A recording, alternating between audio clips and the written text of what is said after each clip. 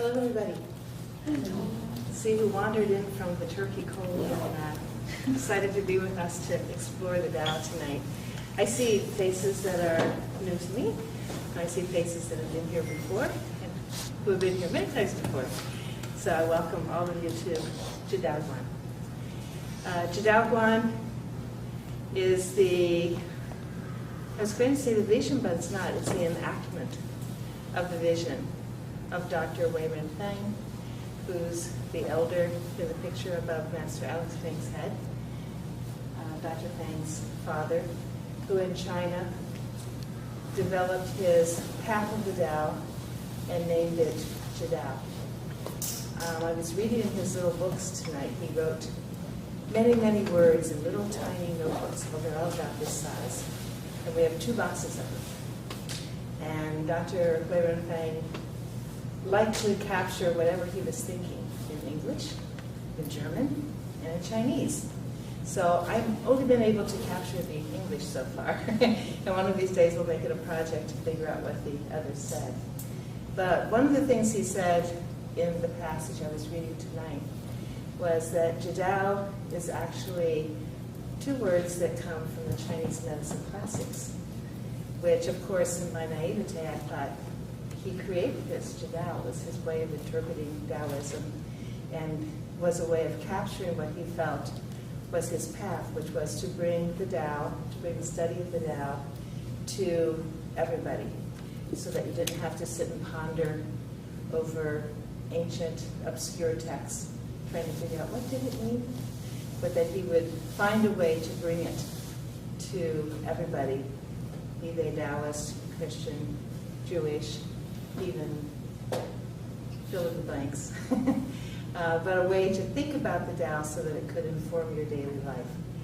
And he immersed his young son, Alex Feng, in that path, in those teachings, from their lineage of Taoist scholars, researchers, and teachers. When Dr. Weiren Feng brought his family then to America, that path continued.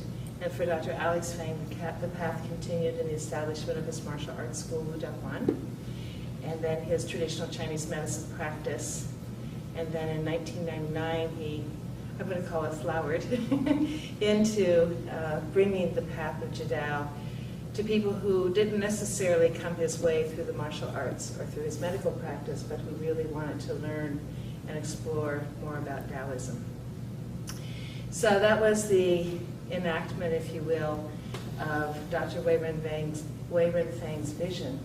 Weiren is well known as a scholar and a talker, so that you could sit at his feet for hours and be taught. Or you could sit at his feet and only get questions and be taught that way.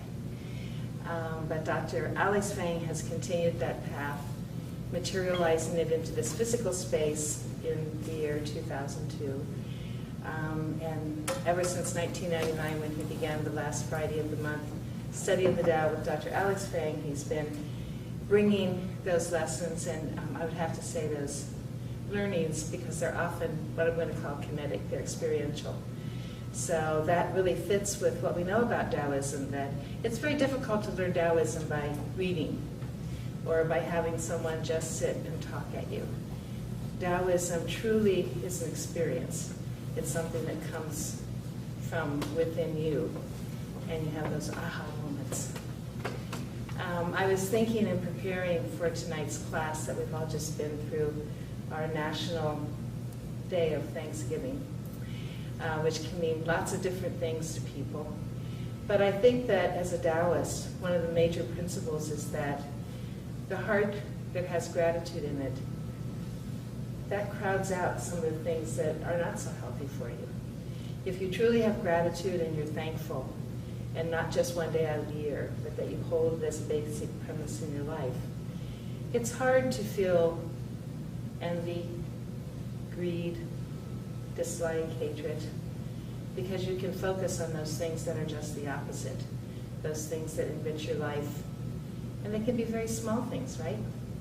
How many of you enjoyed the sunshine today after the week we had of really cold weather, and just to sit in a window and have the sun come through and hit you and warm you up a bit.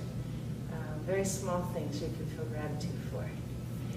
And I myself was thinking that I was grateful and had gratitude for how rich my life is. I firmly believe our life becomes the expression of our choices. So, it's okay, you made some good choices. But I think I, as well as most of us in the room, probably have had choices that it could have gone two ways. And sometimes you go the way that doesn't bring you a good outcome, but then you have the grace to come back to a path that brings you back to greater richness. And I think that certainly this space and the community that Dr. Fang's been building is certainly a source of joy for me, and one that I feel great gratitude for. Sylvia sent me an email and said, "I appreciate your being in my life for helping me learn." I was like, oh, what a sweet thing to say. We don't do that enough for each other, and yet in our hearts we may really feel thankful and grateful to people. And we might sit around the table and hold hands and say, "I'm thankful for you, my family, today." But in the true Taoist way, you find a way not only of saying that, but acting it. So that if you're grateful to people, you understand they have weaknesses, you understand they have frailties, if that's a word. There are things that you maybe don't appreciate about them all the time. But if you really have gratitude for them, then you can crowd out those things and say, "And I'm grateful that you're you, even with the warts or the flaws. There are things about you that bring richness to my life." So as I was thinking about all those things, I was grateful that Dr. Fang's here to teach us tonight. I know he's had an interesting month. We did the 7th annual Taoist gathering at the end of October. Another reason to be grateful, because it was so fabulous and enriching. Great people, good speeches, enough energy to get us going for the 8th annual next October. But knowing that once a month we can come and have Dr. Fang speak with us from what he's been through, not only just through the last month, but through his long path of learning, both from the classics, from his patients, and from his students. I'll turn the class over to you. Thank you, Shani. Dear one. Hello, everyone. Who is new today? Welcome. The format is always a little different. The battery may run out of this one. If it does, you sit even closer.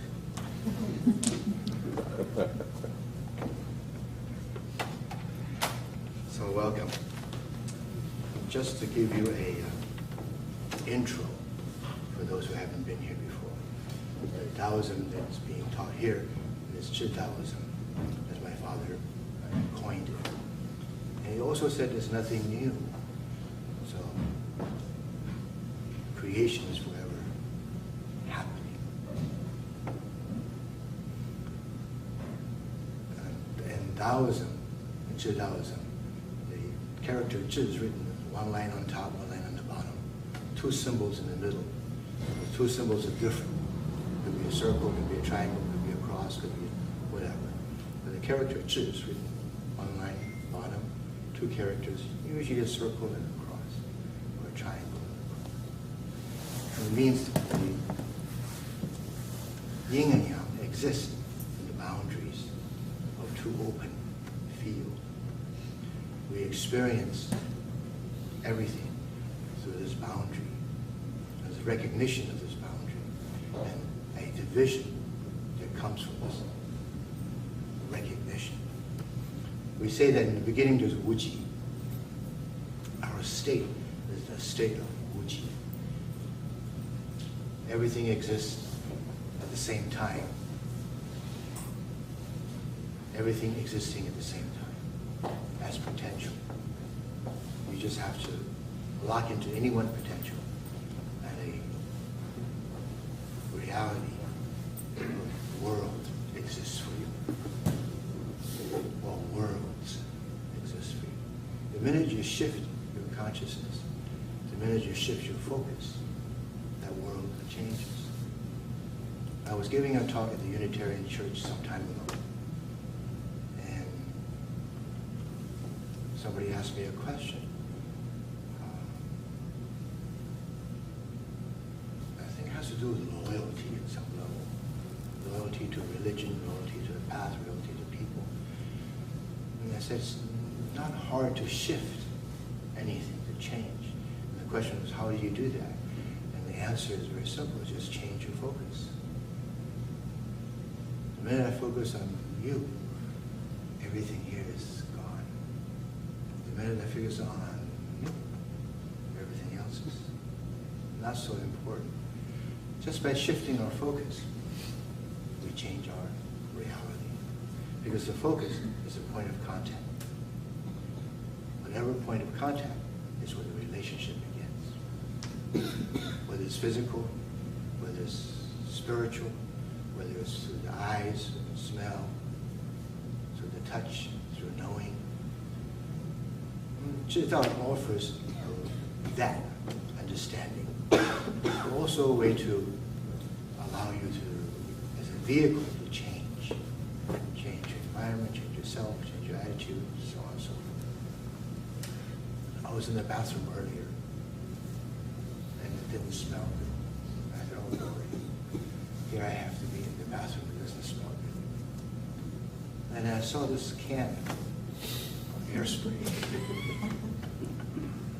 And, oh Lord, what a wonderful gift. I can change.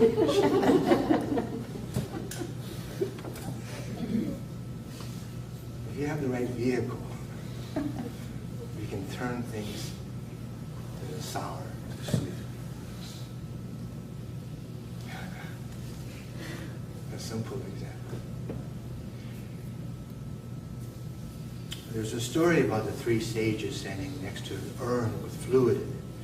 And the students asked the three sages, what is in that jar? And the Buddhist sages, bitter taste.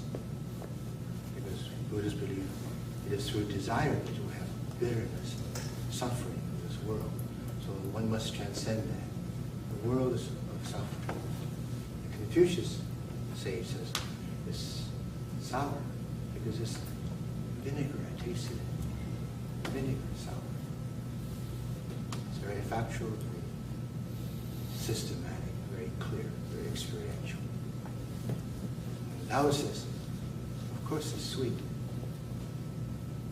So we say the world's made of yin and yang, differences. Differences are your judgments that you're both from experiencing and also from what's been taught and what you decipher in the world. We say, be aware of these differences because they are an illusion. Go between the line. Between the line of what is good, what's bad, what is, what isn't.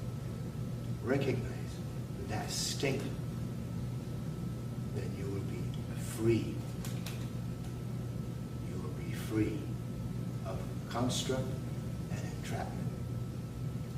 Construct and entrapment. What entraps you? Anything you're interested in entraps you. Why are you here?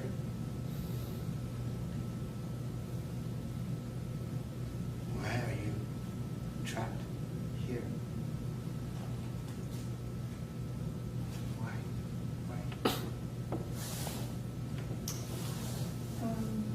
I want to change. Why? What are you? I enjoy sitting with philosophers. You enjoy? Sitting with philosophers. Why am I here? I'm a Taoist. Oh. Say no more. Why are you Curious curious about what? about something different. Ah, Be reminded. be reminded. To find people of like mind, it's unusual for me to find Tao. Very common here. Very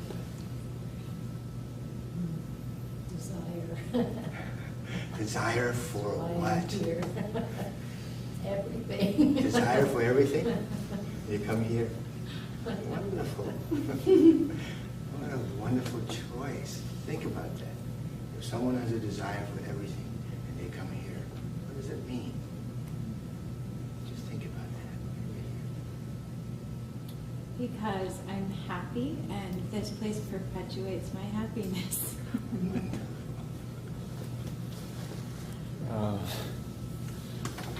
I just felt drawn. Here tonight. Learn more of the Tao. To learn, some meditation techniques. Yes, I'm a little deaf. I just wanted to learn some about meditation, Taoist meditation. Not sure. Good answer. Good answer. That sound, actually. The sound? The sound of the laughter in this room has actually compelled me to come back. The sound of the last Laughter. laughter. To learn about myself. I love I don't know, but I'm very curious. I heard your question as why are you trapped? And what traps you here? And I don't feel trapped at all. You're free. Because I'm free to leave. Yes. But I feel that I want to stop thinking so much. You want to stop thinking? Yeah. Okay. Easy. Not so hard. To hear your jokes. You were joking. I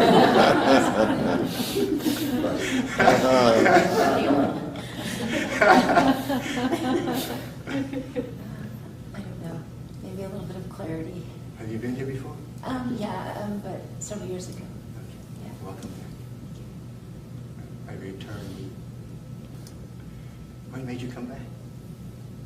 I'm back in the Bay Area. And I don't know where Cookie Lady is here, behind the pole. Your turn. Why are you here? I think it's quite interesting.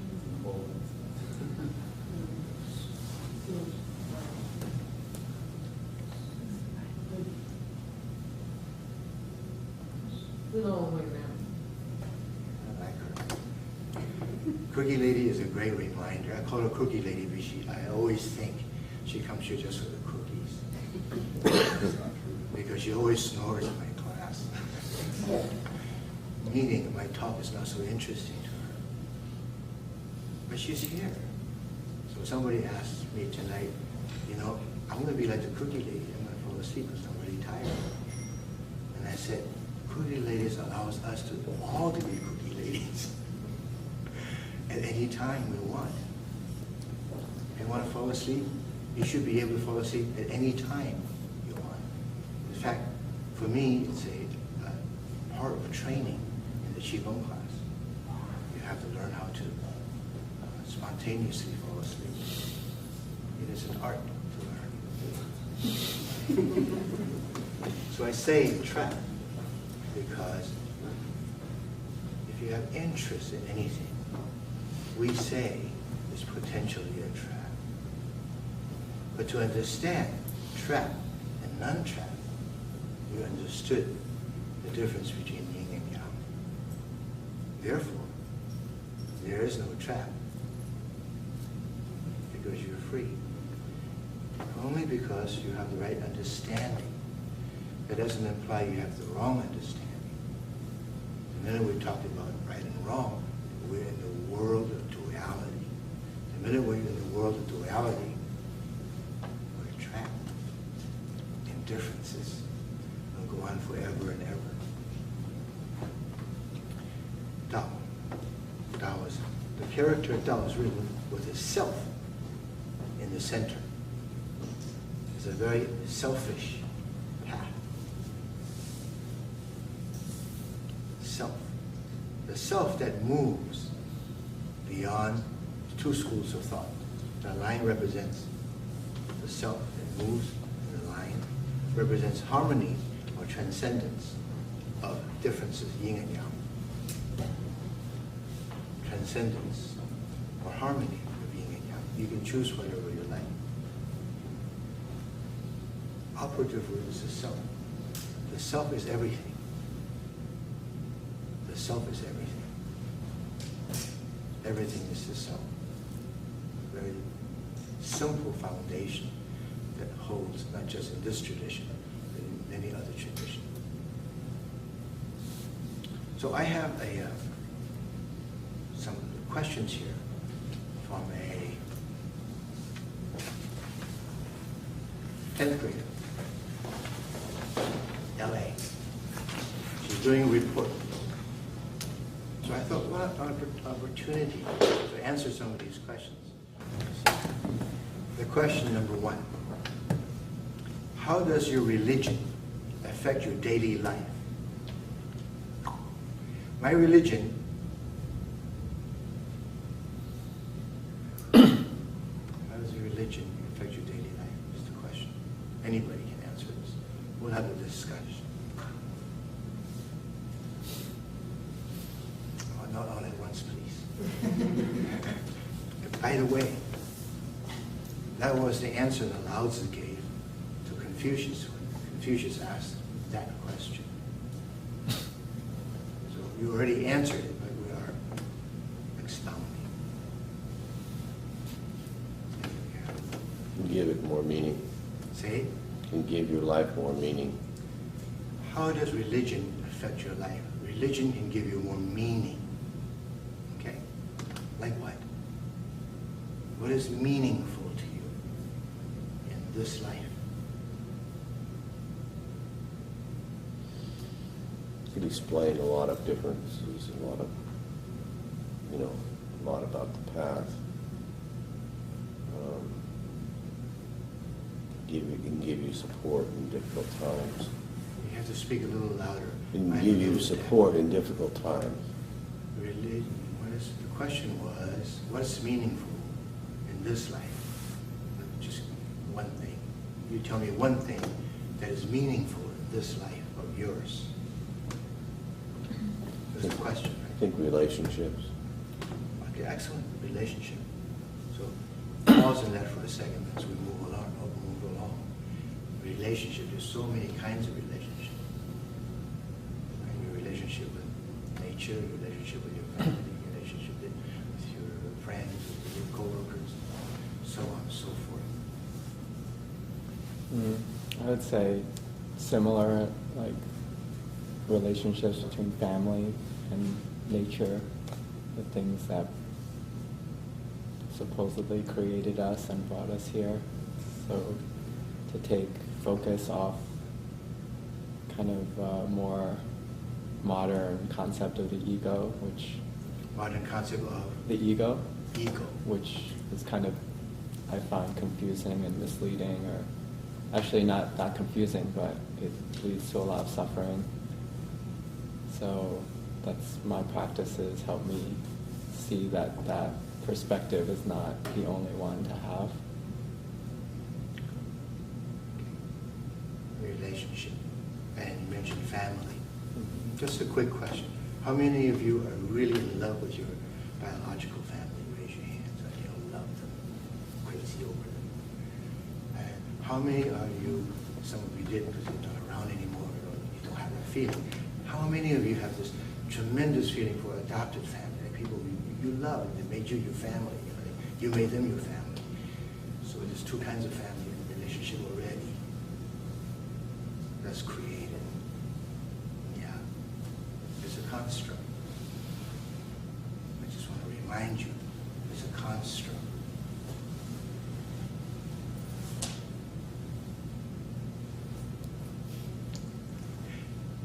Before we move on, what is religion? And the question is, how does your religion affect your daily life? The question is religion. What is religion? Let's just take a second.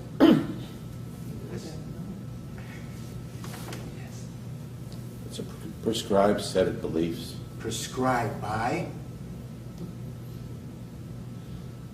Be prescribed by Scripture, by the Bible. Bible. There are how many versions of the Bible, may I ask? Many. I think at least 5. 4? Many. It can be prescribed by yourself or your family. It can be prescribed by... Prescribed by the organized religion. Prescribed. Somebody prescribed. Somebody prescribed. You. Me. Prescribed. Something that's prescribed. Religion is something that's prescribed by someone, by a belief system, maybe even a set of rules. Why not? You put it in there. It's a good book. And many religions have this prescribed concepts, ideas, ways of being, ways to do things. And there are different kinds of religion that prescribe to different ways of thinking. It can be confusing, one who studies religion, to understand what is the purpose, and what is the underlying theme of all of this. Why are people attracted to it and live by that particular prescription? Just a question. Before we even answer this question, this 10th grader is superb. Has a superb mind.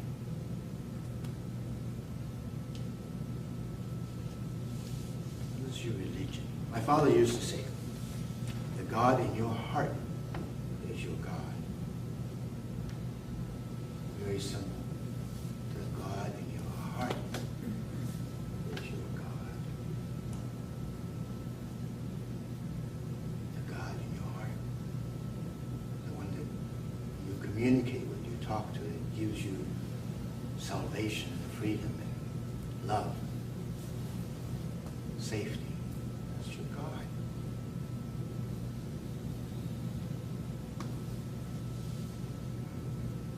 Enough of this, we'll go to the next one, or you want to stay here for a second? This is the way of teaching.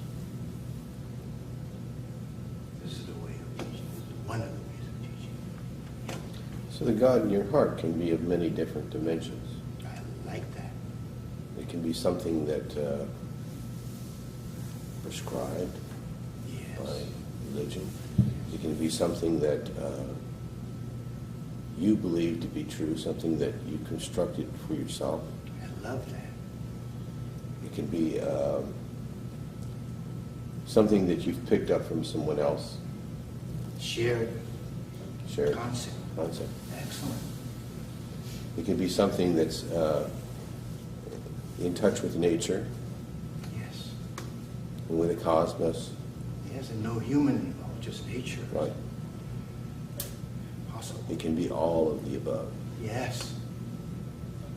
All the yin and yangs.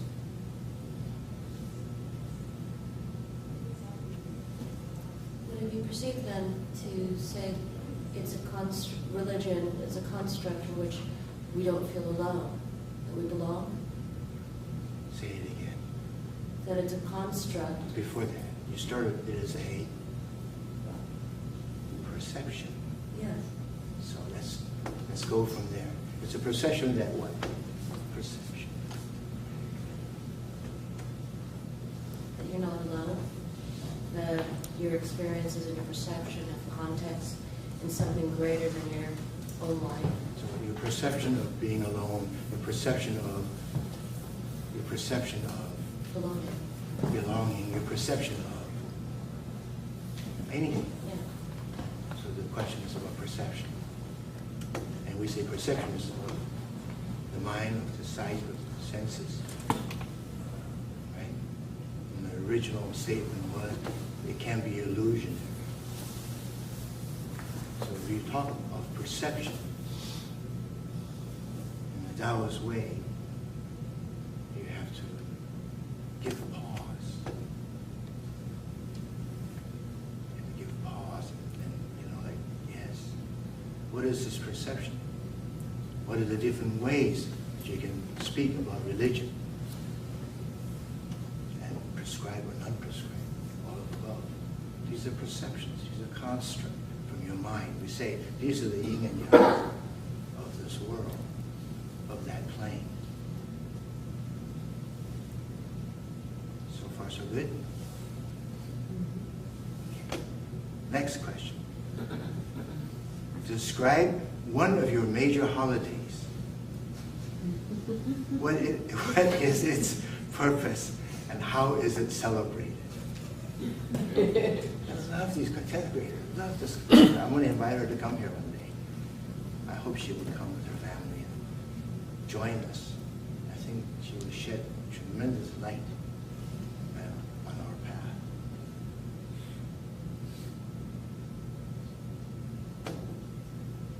You want to take this question? Actually, did you repeat it? Yes. I will repeat it. You're in another space, so you're joining the cookie lady. Describe one of your major holidays. What is its purpose? And how is it celebrated?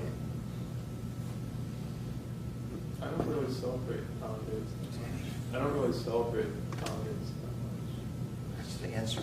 What's your major holiday? There are no such thing. Every day is a holiday. Yes? Would that be accurate? I guess for me. All right.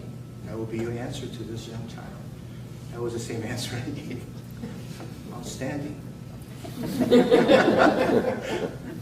You're good students in the class. I always tell my students, you are my favorite. Amongst all of you.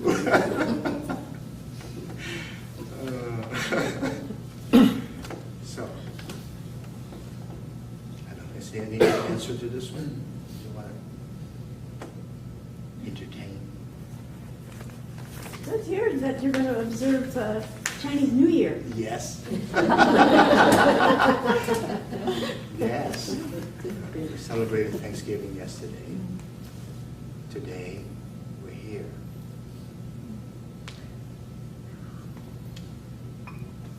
Yes. I celebrate Chinese New Year with my family, and we eat a lot of food and then drink. And we get hongbao, some money, the children, and we gamble and drink for, like 6 hours straight. The 10-year-old asked, that's interesting. A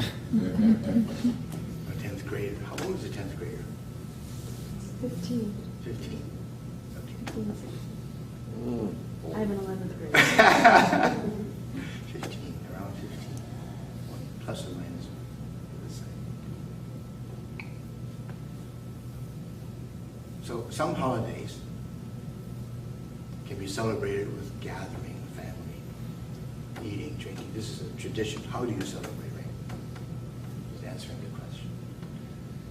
You can celebrate by gathering, joining, sharing, loving, sharing food, company, talks, and history. You can also drink. You can also gamble. Eat cookies. You can eat cookies. Drink tea. So there are many ways of celebrating. Recently, there was a poet that gave a talk in San Francisco. And he talked about the 6 monk, Zen monk, right here. The 6 patriarch of the Zen tradition. Remember that story? Yeah. The 6th patriarch was a highly acclaimed Zen Buddhist, like really like wise and realized being. And he would sneak out of the temple every night to play in town. And he always tell the dog, this is shared. So, yes.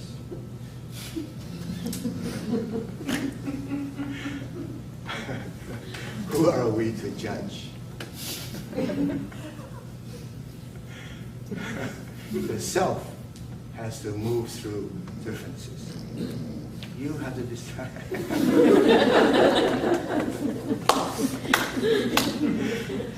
So much fun. How could you not want to come here? I have so much fun.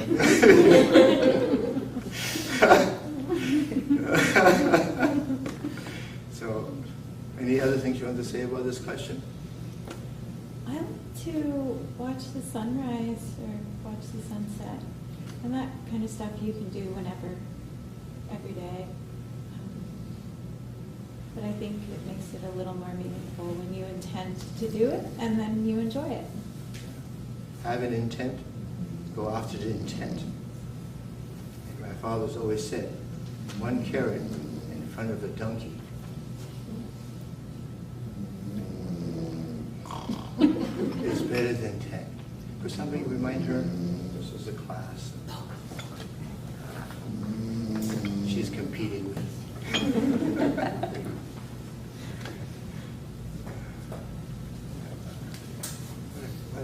What a reminder. What a humbling reminder. So can I say how I celebrate one of my holidays? No, you cannot. But why are you asking permission? Asking a question. The question was thrown out. Like, you don't need to ask permission. So because it's coming up, I celebrate Yule, which is winter solstice, and the longest night of the year. And for the old heathens, it meant that after the longest night of the year, days are growing longer, and the worst part of the year of the winter was over. And there was also a night of reckoning, where certain deities were said to ride through the air and punish the ones who were not so good, and reward the ones who were good. But it was a time of festival of lights inside the house, of giving thanks for everything, and just basically staying inside, tending to the home and the hearth. I like it. Very meaningful about connecting with transition. And calling on deities of all sorts. So we say, in the Taoist tradition, we can call on deities if you wish. You can call those in the demonic state if you wish. There are people in the Taoist tradition that practices this type of methods. Not uncommon. We say you have access to the world. The world. It's just a matter of understanding how to manage the world. If you don't manage, you can get stuck in one of the worlds. So it's hard for you to be in the classroom and pay attention. Because you have someplace else. It's also hard sometimes to change and move, because you're stuck in that world. It's a world of sleep. That world of sleep takes you to many places. You're free to go there, but you're not here. So oftentimes, meditators will maintain the open eye posture. So they're always like aware and see. Not just look, but see. It is a tradition. Some sit up. They don't sleep. Just sit. Some sit without thoughts. know who creates thoughts, right? If you're the creator, you can certainly have just one thought. My father's always said, one carrot in front of the donkey is better than 10.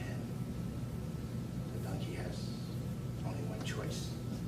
So same with your mind. If you think only one thought, and then eradicate that thought, where would you be? Most likely at a space where all things are possible. So much for thinking. Anything else before we move on?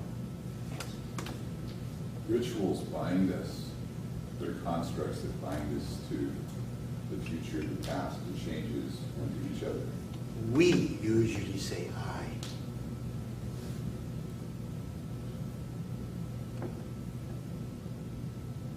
Want me to say that again as I? Rituals bind me Yes. to the past, the future, and to other people. And shared rituals are, I think, kind of what religion does. Sets up those as beings.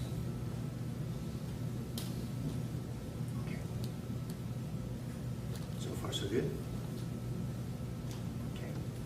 Third question is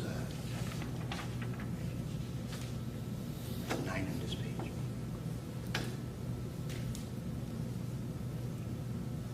What about your religion do you appreciate the most? 15-year-old 10th grader asking that question. Yeah, anyone in the class.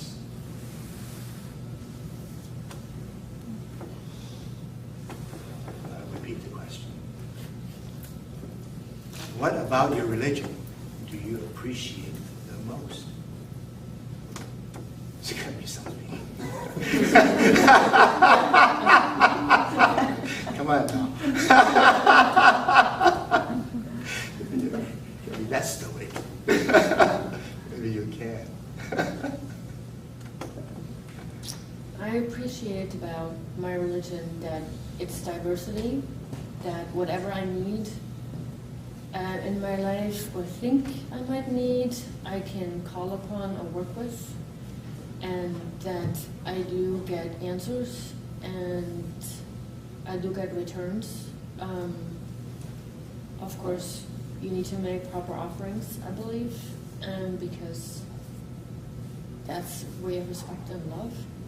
But you do get something in return, and I appreciate that. I love it. We have an altar here. What is an altar?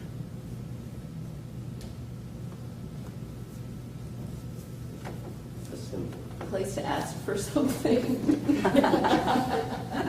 It can be. It can be a place of offering. Yeah. Yeah. It's also, it's a huge place of honor. Honor. It's a place of honor. What do you honor? What do you offer? What do you ask? So the Taoists would ask those questions. What is it?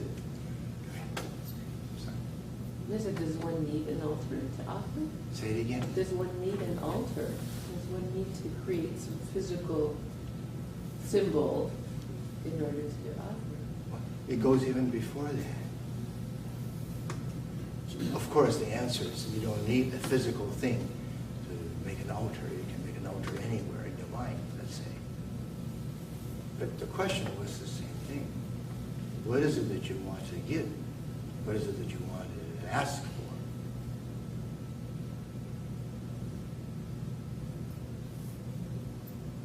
That's the question. And do you get returns? So is return important? Is return important? We come into this place. I was taught to bow to a space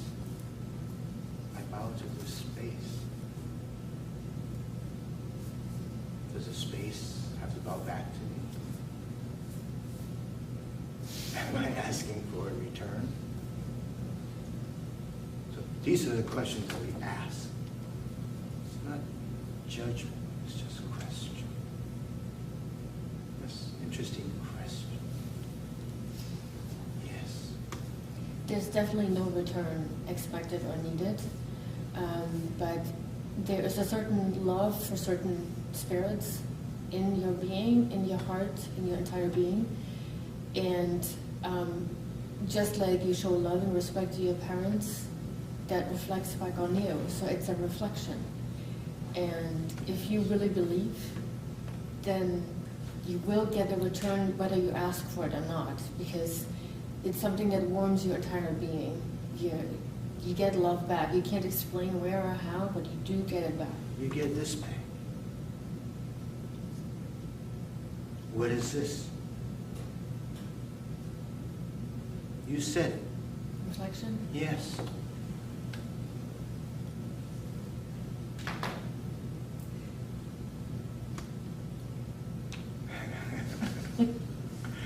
Yes. Whatever you ask for, whatever you're praying for, whatever you want to offer, it's a reflection that you get back. That's the altar. All rituals are for that purpose. All ritual, whether it's brushing your teeth, shaking hands, kissing both cheeks, brushing somebody's hair, whatever ritual you do, is seeking that reflection. It's having that reflection in the relationship. Are we okay so far?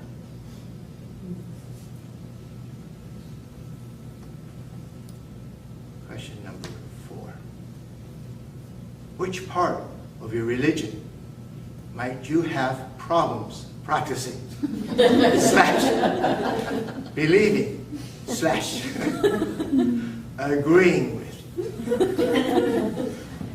love this.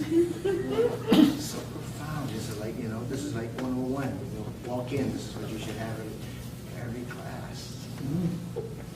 Yes. Once again, I'll read it again. Which part of your religion might you have problems with? Problems in practicing, believing, or agreeing? So I pretty much disagree with 99% of what the religion I was raised in says. 90, how much? Like pretty much all of it. The whole Let's be clear. I mean, there, some of the 10 Commandments, I agree with those because, it's good not to hurt other people. But for example, I went to my cousin's bar mitzvah over the summer, and his Torah portion, which every person who's bar mitzvah or bar mitzvah, or not, most of them read a Torah portion, and his was talking about how the if there's someone who's practicing witchcraft or a heathen, practicing inside the city walls, that they should be taken out of the city and beaten to death. And this is from the Old Testament. It's what is in the Bible. Which version? The Torah. The Torah in the Old Testament. Torah and Bible is the same thing. Well, I mean, it just depends. There's the New Testament, which the Christians read, and then the Old Testament, which is the Jews and I guess the Christians use also. But it's just an example of how completely removed from my life, my modern life, it is that what's what we're told to do in that book, just like it's completely not anything that I would ever believe. So,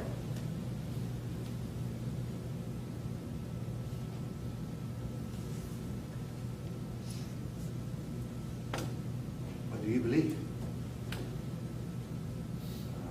I don't believe anyone should be beaten to death because of their beliefs or their practices, as long as it's not hurting other people. And even if it is not, that's not necessarily the answer that I would. Not necessarily. Maybe you're the 99% person. Just as a practice, stay away from 99%. Just as a practice. Keep it at 50-50.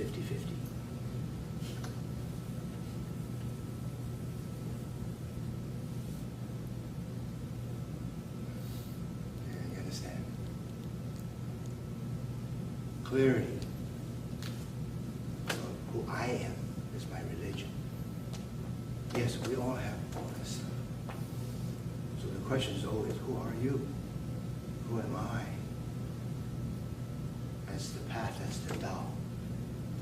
Who am I? In the midst of all this teaching and the right and wrongs of religious prescriptions, in the midst of that, who am I? That's what the Taoists ask. So I ask, what is your belief? My belief is no harm should come to people with different ideas. Yeah? Correct? I like that. You know, I believe there's a difference between religion and what you believe. And if your religion serves you, it doesn't obstruct that. It doesn't get in the way of it. It doesn't trap you. If your religion is what you believe in, then there's no difference. Right. Or even if there are differences. Oh, there are differences now. There are differences. There are differences. The religion does not interfere with the beliefs. Religion does not interfere with your beliefs. Right. My belief is no longer my religion. My religion is no longer my beliefs. It's okay. Yeah. It coexists, but different. Right. Okay. Very yin and yang about that. So they can transform. They can transmute. They can change. Anything else about this question? What problems would you have practicing belief? I was hoping my husband would come tonight. He did not. If he had been here, I would never have piped up and said, I am a Taoist. Your husband is not here. He's not here. And that's why I said, I'm a Taoist. Right on. But if he's here, I'd be like... Your husband's not here? He's not here. Yeah, no, he's not. But I'm just saying that sometimes I'm embarrassed of my religion. You should not be embarrassed at all. Why are you embarrassed of being a Taoist? You're here.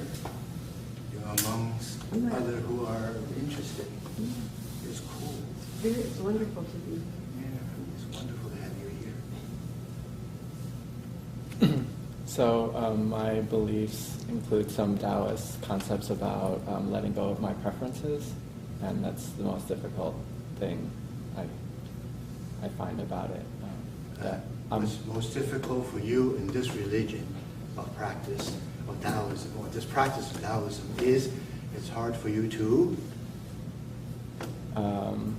In certain contexts and times, it's hard for me to let go of my preferences. To let go of preferences.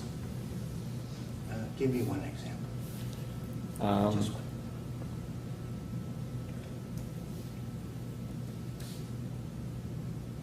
one. Judging what we've been taught to perceive as evil. There's no we. Judging what I've been taught to perceive and conceptualize as bad. Name one.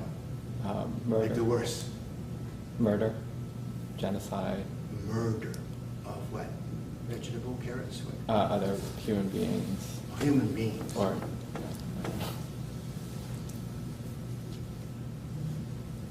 not a good thing, murder. Vegan. Was it vegan? Vegan. Vegan. Said to me once, "Did you eat all this stuff?"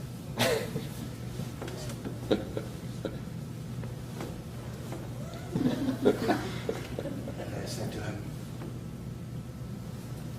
I heard from your house the other morning a scream. Is it a carrot? Yes, I heard the scream. Preferences. it's not so hard to let go of preferences. Just choose something else. Just prefer something else. So letting go of preference. Yin and yang, good and bad, which you've been taught as evil. Concept of murder. What is murder? Taking the life of another human being.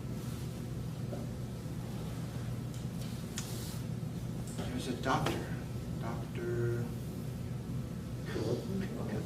Kevorkian. Dr. Kevorkian. Some people call him a murderer. He takes life, while those who are still living.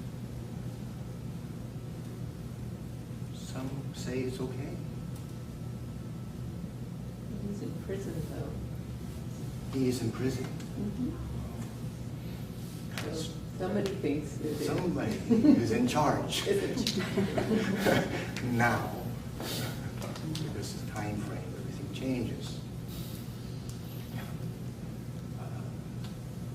Say something about the law a certain way. Yeah.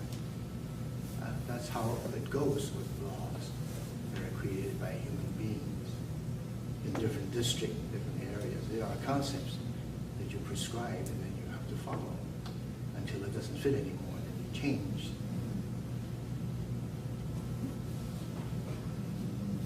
To do what to do. So far, okay? Move on. Nobody has problems with the practice, right? Correct? You know, something about preferences. Have we dealt with that? Mine. No, we're okay? Alter, we're okay with all of that? Well, my biggest problem with being a Taoist is nobody's telling me exactly what to do. That can be a big problem. Let me So I tell have to you. figure it out. Please let me tell you, it's a big problem. allow me. You're funny. Yeah, some of us need to be told what to do. Yes. But some of us always resist what we were told to do. Yes. Some of us always want to find out what is it that we want to do. And some of us always want to find out what are we destined to do. All possible Tao ways. So Taoism is to see the ways of things, the ways of the mind, the ways of your spirit, the way of physical or otherwise. Okay to go to the next one? Number 5. Does your religion teach a belief in reincarnation? Question mark. If you wanted to be, what happens to the soul after death, according to your religion?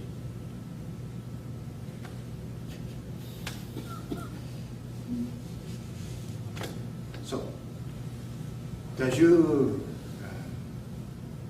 religion believe in reincarnation?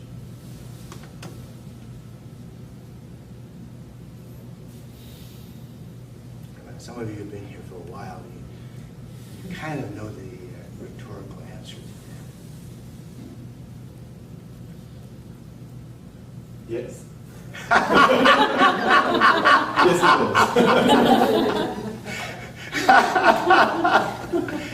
Somebody else? I don't have a religion. Say it again. I don't have a religion. That's a great one to have. But I do.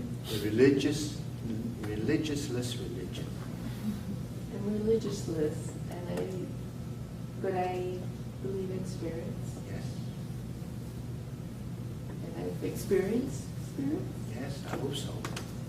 So it's not because it was prescribed or because I I read about it, but it's a knowingness. Yes.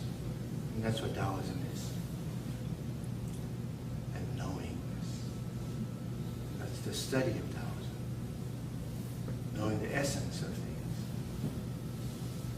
The essence of things. Spirit being one. We're all spirits. Everything is spirit. Then you can play. Yes? Yes. That's a Taoist. Just a question. Can you create as a Taoist? Can you create? Yes. All the time? All the time. So the art of incantation is part of what she knows. She knows how to create. She knows how to create. If you want to learn about creation, you should ask her. She can ignite in you. Yes. Am I speaking the truth or not? I know. This is true. Yes. And you should know that. All of you should know your gifts. All of you should know your gifts. We all have gifts. And, you know, spread it around a bit. Put it to good use. Why not? Why not? Ignite. Initiate. Spark. Yes. But you need to own your gifts. You need to own your gifts. You need to own them. They have to be like yours. Your vehicle, so to speak. You have to own them. If you don't own them, you have no access to them. So own them fully. Yeah, I am. I am. That's who I am. This is who I am. This is who I am. From there, you move. Yeah. Taoism.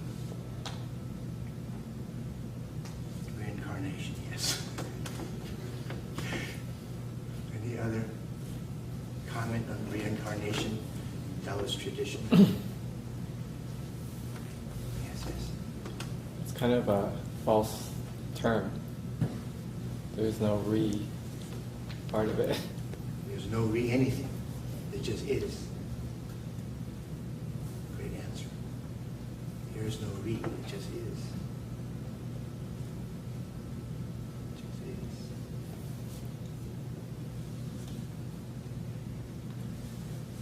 So far, so good.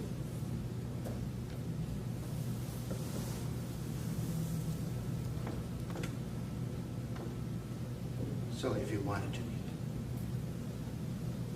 what happens to your soul after death?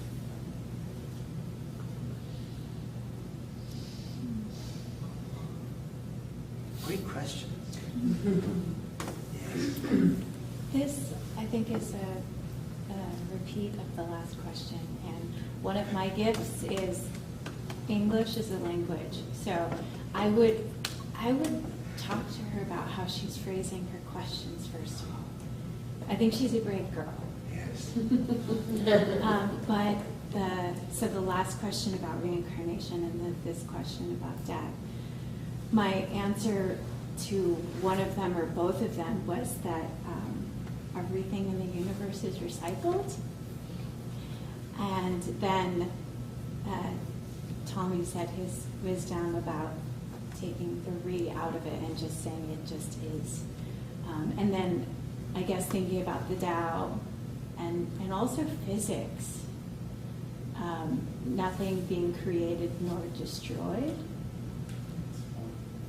So I don't know if that answers the question about where the soul goes after Speaking like a death. Taoist, you understand. That's how a Taoist speaks. Ask me more questions. I would ask her a question. Oh, it's funny. I asked my father, why am I here? What's the purpose of me being? Why am I born with two parents like this? And why? Why? One from Germany, one from China, one a healer, one a scholar, one spiritual. And going through World War II, going through the revolution in China, going through this, whatever. Like, it's just to ask questions.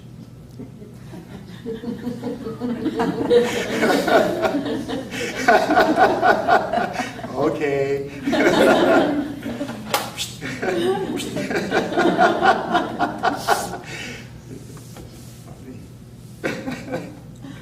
Funny lessons. Are we ready to move on? So that's the answer. Those are the answers. That's how Taoists perceive, understand the world and the questions about reincarnation, like that. If it doesn't make sense, you need to study some more with her. Because she has thought about this. Yes, that's how it's done. You always seek out those who have knowledge, and you gain their knowledge. It's okay. You call it Xin De. Xin means your heart. De means receive, what you receive in your heart. I want to take what you receive in your heart. Share. The concept of sharing.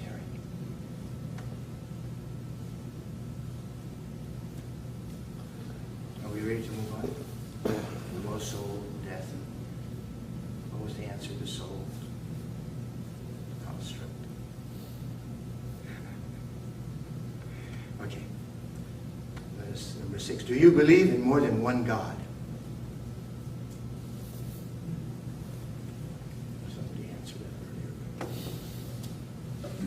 Do you believe in more than one God? This is just questions. Nobody's going to get burned with stone. One God, 3 persons. One God, 3 persons. 3 person. One God, 3 person. Un momento, por favor. I believe in none. I guess I believe in all. Un momento, In por favor. several. I want to address him first, if I may. One God, 3 person. Could you say something more about that mystery? 3 and 1. Like a clover. One for all for one. They're all one, but they're all separate. Kind of like not the 3 Stooges, but the 3 Musketeers. Musketeers. All for one for all. I like it. 3 Musketeers. Separate. 3 is it 3 or 4? Musketeers. Musketeers. There were That's 4. what I said. Yeah. I said not the 3 Stooges. No. I like the idea of all for one for all.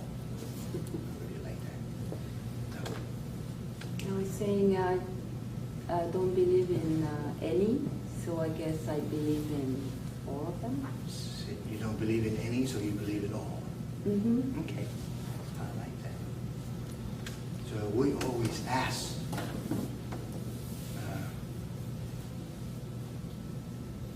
who? Who? Yes. No. Who has come to you? Who has come to me? Well, if you believe in all, some must have come to you. Then all of them have come to me. Well, I mean, what? One. Start with one. Starts with me. Say, Starts with me. the reflection. Okay. I like it. This is some tradition called the Godhead consciousness. I am. I am. I am.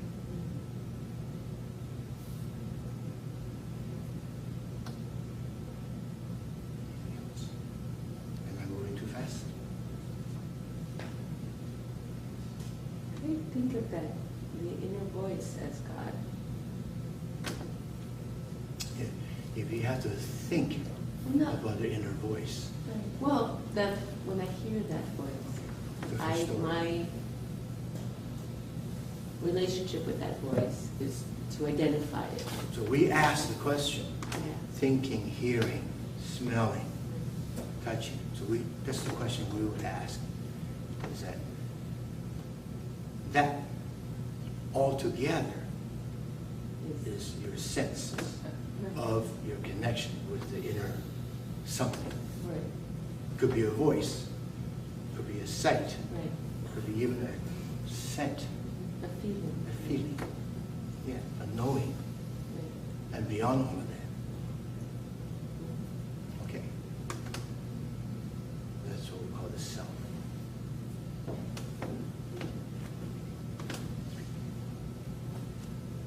It's the same thing. Yeah?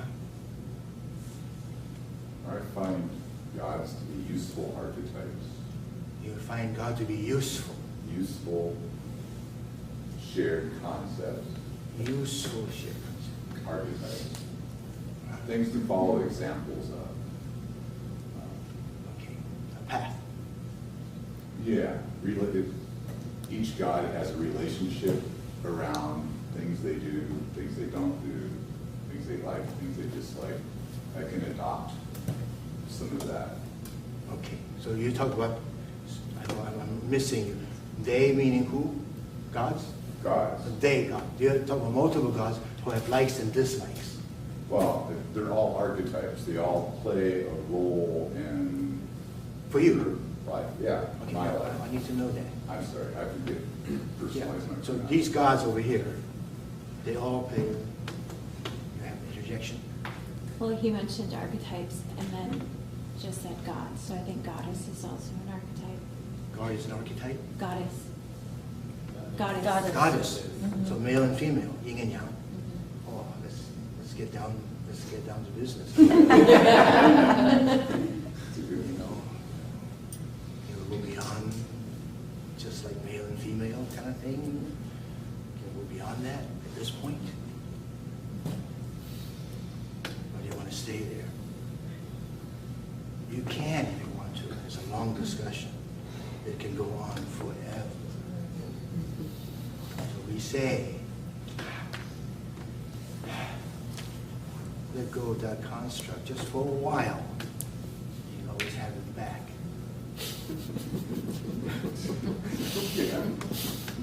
So, archetype. Now, what is an archetype? What does archetype mean? What's archetype? I like the word archetype. It has the sound of authority. Archetype. Some kind of something that resides within the self, within the psyche or the Say soul. it again. It's something that resides within the self or the psyche or the soul. And I think what happens is that you, within yourself, you find yourself resonating to some higher power, whatever you want to call it. Whether it's a God or whether it's Tao or whether it's some construct. In that resonation or that communication or that link between yourself and that construct or that idea, whatever you have called God. That's really important. That is your path. I think that's, at least in my opinion, I think that's your path, is to follow. Am I wrong? Pause. Pause. Pause. Let's address what you said, otherwise keep going for a long time. You started by saying, I think. When you're in the realm of thinking, your connection is of that realm. So everything you say from that point on is of that realm. I could have said I feel. You did?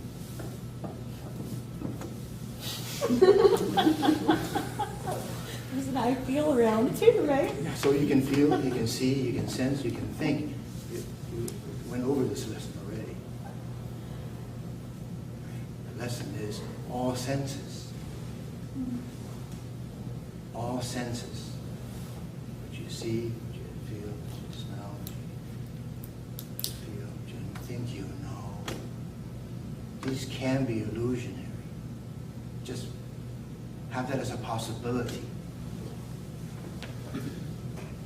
Your perspective from there is different than his with his eyes closed. He has a different perspective than you. You sit different places. You look at things differently. Perspective is different for each person. So if you go in the realm of perspective, you're trapped in the realm of perspective. You're trapped in the realm of thinking. Not that thinking is not, you should not be thinking.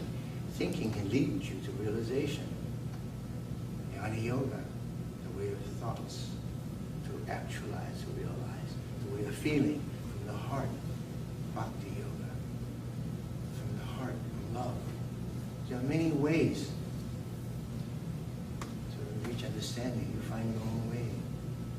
You resonate with your own way. But keep in mind, there are many ways. Anything else?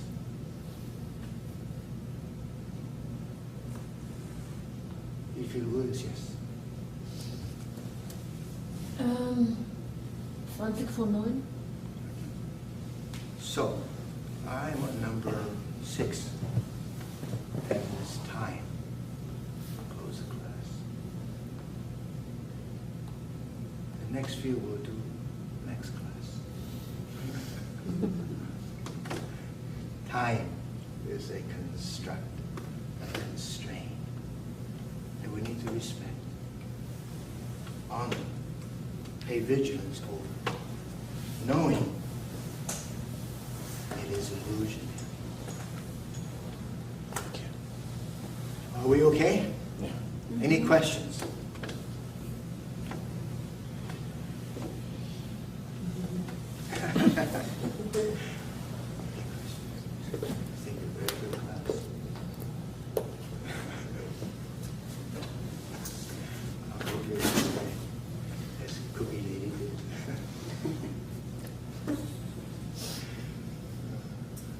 No questions?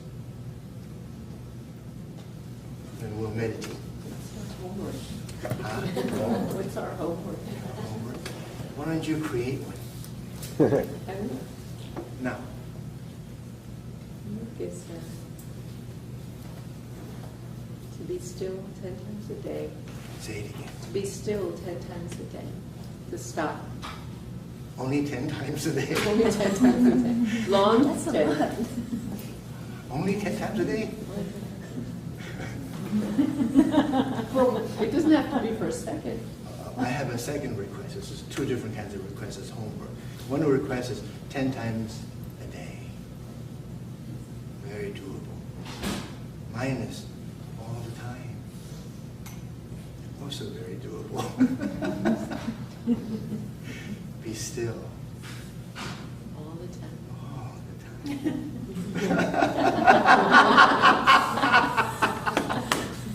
Okay. It's just a homework exercise for you. For everybody else, if you want to, you can do 10 times a day.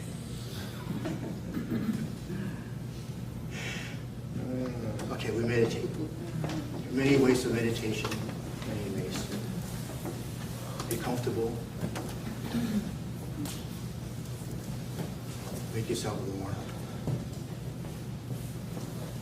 Move around if you have to. Get yourself comfortable, posture-wise.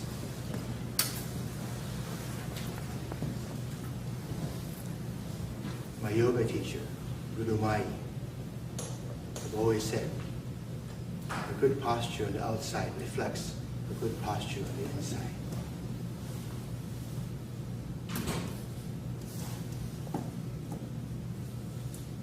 A good posture on the inside will reflect a good posture on the outside. Take a nice posture. Comfortable. We always say, be comfortable with yourself.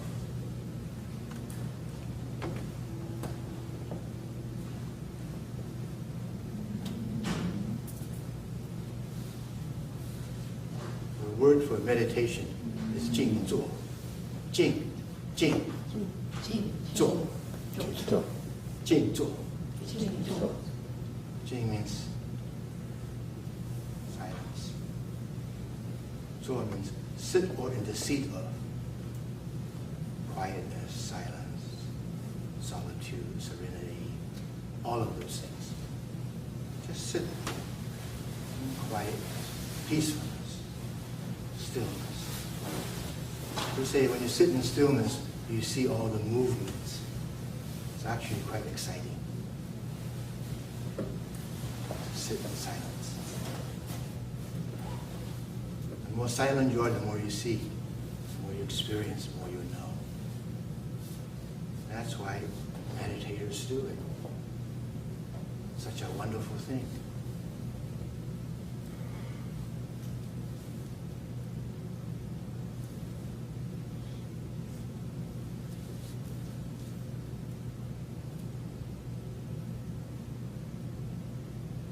Let your breath be comfortable, long, soft, gentle, deep.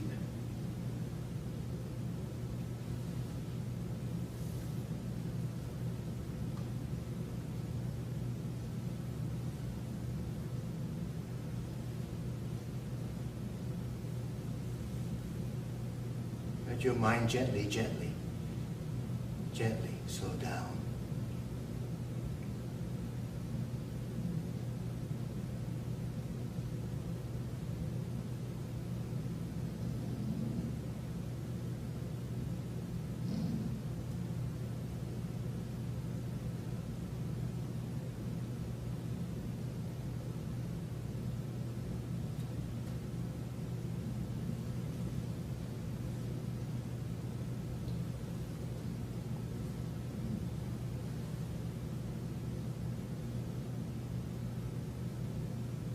Gently, and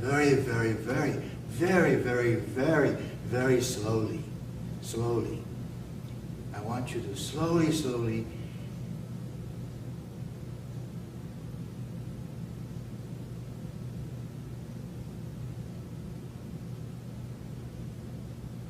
lift your eyelid. We call it trailing.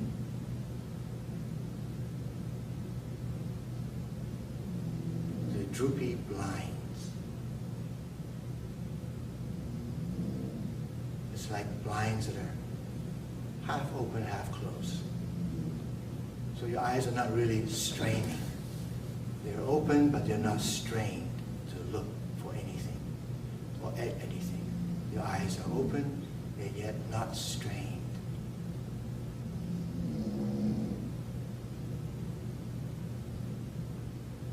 You see, but you don't have to look.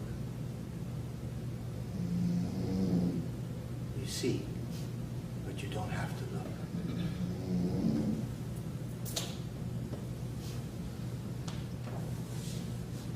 You hear.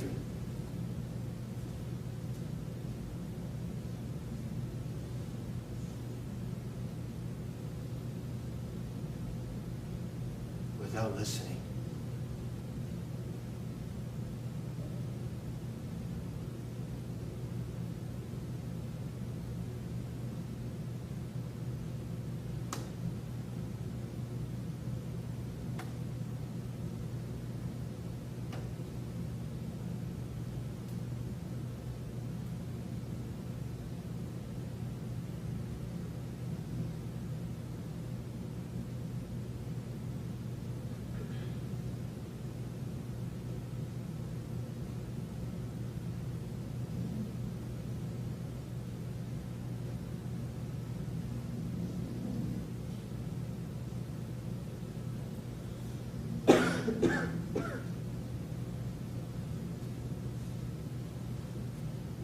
Smell your inner fragrance.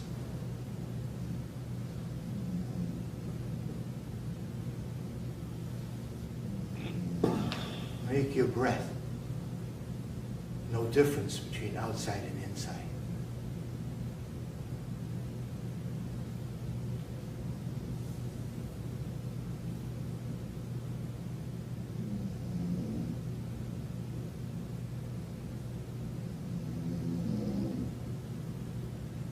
Every sound you hear, every vibration you feel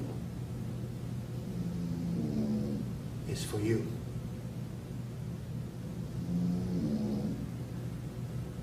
For you to merge into this space of Wuji.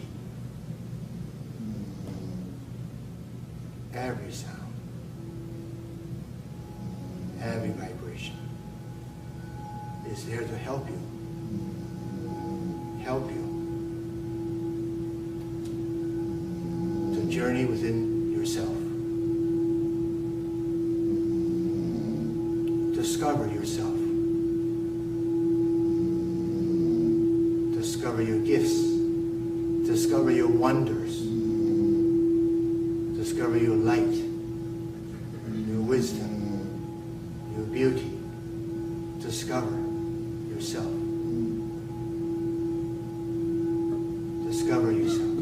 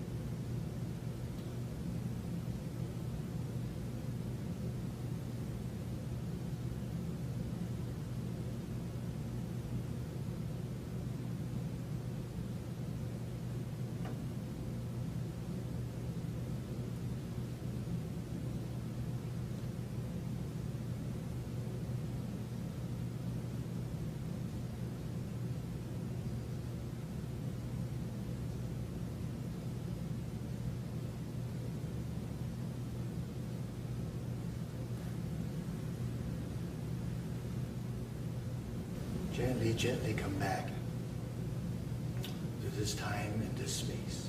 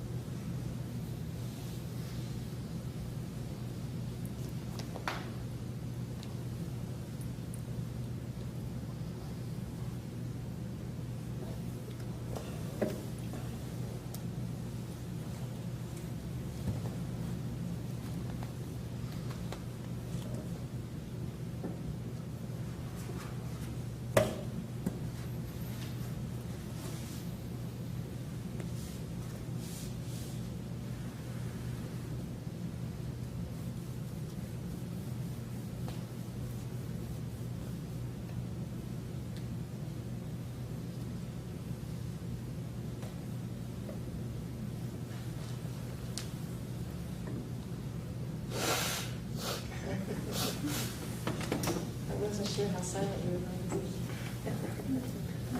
Thank you for the lesson. Thank you. Just a couple of announcements.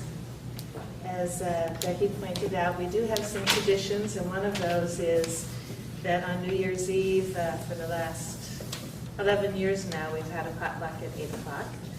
And then at 11 o'clock, we have the last Friday of the month, which actually is the last Friday of the month this year, on December 31st, meditation into the new year.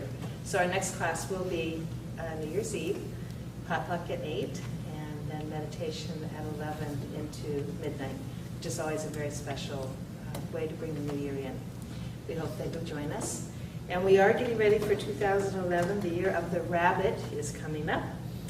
And we do have a Chinese New Year celebration, and we're going to have it on Saturday, February the 5th. So we hope you'll come think about joining us for that too, because it's always a lot of fun. It's probably the only Chinese New Year celebration I know where we actually salsa dance as well as the traditional home bow and food and all those good things. I also want to remind you that David Way is teaching healing Qigong here on Sunday evenings from 6:30 to 8. And on Tuesday evenings, he's teaching Kung Fu from 7:30 to 9.